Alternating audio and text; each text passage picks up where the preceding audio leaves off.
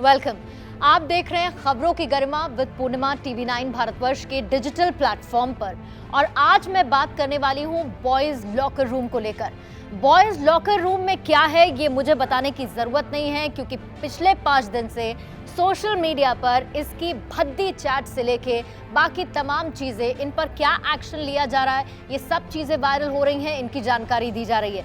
अब सबसे बड़ी बात ये है कि ये जो बॉयज़ लॉकर रूम और उसके अंदर की गंदी चैट्स हैं, जिसमें लड़कियों की फ़ोटो को मॉर्फ किया जाता है, उन पर भद्दे कमेंट्स किए जाते हैं, यहाँ तक कि बलात्कार तक की बात की जाती है। और ऐसी ऐसी घटिया बातें उस बॉयज़ लॉकर रूम की चैट्स में की जाती हैं, जो कि इंस्टाग्राम पर एक प्राइवेट ग्रुप है।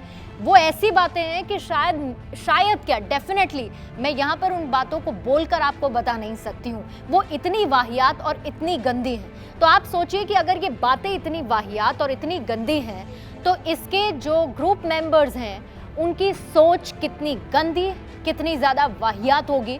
और सबसे ज़्यादा आप तब चौंकेंगे जब मैं ये बताऊंगी कि इस ग्रुप का जो एडमिन है उसकी उम्र सिर्फ और सिर्फ 15 साल है।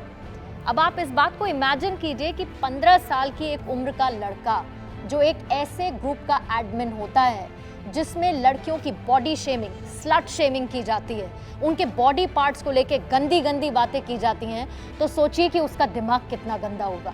और उसके जितने मेंबर्स हैं, अभी तक जो पुलिस ऑफिशियल्स के हिसाब से 22 मेंबर्स की बात की गई है, और ये जो 22 मेंबर्स हैं इन्हें आइडेंटिफाई कर लिया गया है। ये 22 मेंबर्स जो हैं, इनसे आइडेंटिफाई करने के बाद पूछताछ भी की जा रही है। लेकिन आप ये जानकर हैरान हो जाएंगे कि इन 22 लोगों में कई ऐसे हैं जो माइनर हैं, यानी कि जिनकी उम्र 18 साल से भी कम है। और उन पर जो एक्शन लेने की बात की जाएगी वो जाहिर बात है कि जुवेनाइल एक्ट के तहत की जाएगी। आज खबरों की गरिमा विद पूर्णिमा में ये खबर मैं इसीलिए लेकर आई हूँ क्योंकि बार बार मेरे मन में सवाल कौंध रहा है, उठ रहा है कि जो इतनी गंदी सोच रख सकता है, जो इतनी गंदी हरकत कर सकता है, उस पर हम जुवेनाइल एक्ट के तहत क्यों एक्शन लेंगे? क्यों हम उसे छोटा समझ के, बच्चा समझ के क्यों हम उसे छोड़ देंगे?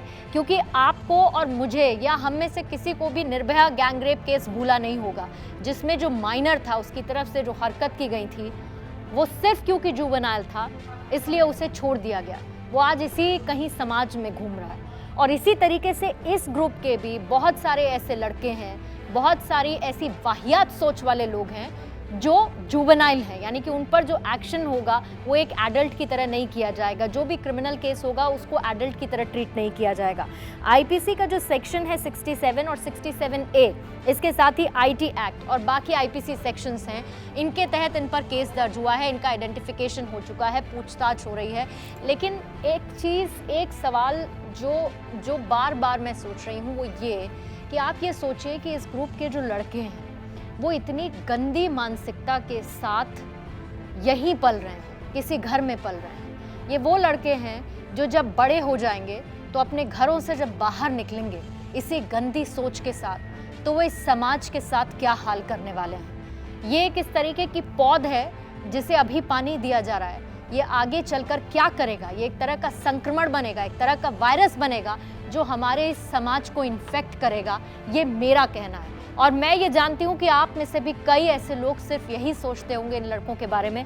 इसलिए बिना किसी ढील दिए इन लोगों के साथ बहुत सख्त से सख्त कार्रवाई होनी चाहिए। इनको किसी भी हालत में छोड़े जाना नहीं चाहिए। ये एक बात। दूसरी बात ये कि जैसे ही ये केस आया उसके बाद सोशल मीडिया पर मैंने देखा कि एक नया ट्रेंड कर रहा है बॉयज़ लॉकर रूम के साथ साथ। अब नया एक ट्रेंड है हैशटैग, और वो है गर्ल्स लॉकर रूम। इसकी अभी तक पुष्टि नहीं हुई है, लेकिन एज अ फीमेल मुझे ये लगता है कि अगर बॉयज़ लॉकर रूम के साथ साथ गर्ल्स लॉकर रूम भी है, और अगर ऐसा है तो वाकई में उसको भी आइडेंटिफाई करना चाहिए।